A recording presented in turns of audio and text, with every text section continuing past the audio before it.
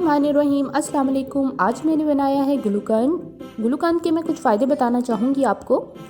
ये हमारी बॉडी को डिहाइड्रेशन जो होती है उसको ख़त्म करता है, जिस्म को तरोताज़ा रखता है। ये खाने में बहुत ही मीठा और लजीज होता है। ये हर मौसम में खाया जा सकता है, लेकिन गर्मियों में नहायत ही सेहत बख्श होता है और हमें ये बहुत फ़ायदा देता है। गर्मियों में हमारी जल्द की हिफाजत करता है। विटामिन बी एंड सी ई इसमें बहुत वाफिर मकदार में पाया जाता है, जो कि हमारी इम्यून सिस्टम को परफेक्ट करता है। इसकी तासीर जो है वो ठंडी होती है, हमारी थकन और जो सुस्ती होती है उसको भी ठीक करता है और मैदे में जो गर्मी होती है उसको भी ये कंट्रोल करता है।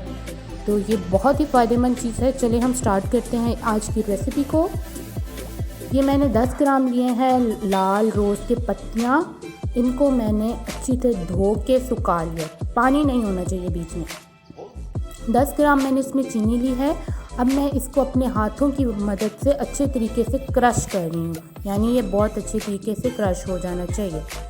अब ये मैंने एक जार लिया है, उसके अंदर मैंने इसको डाल दिया है।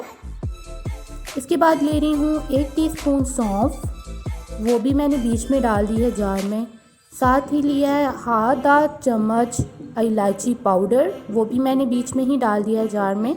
अब आपने इसका ढक्कन बंद करके अच्छे से शेक करना है और इसको हिलाना है और इसको 1 हफ्ते के लिए सनलाइट पे छोड़ देना है।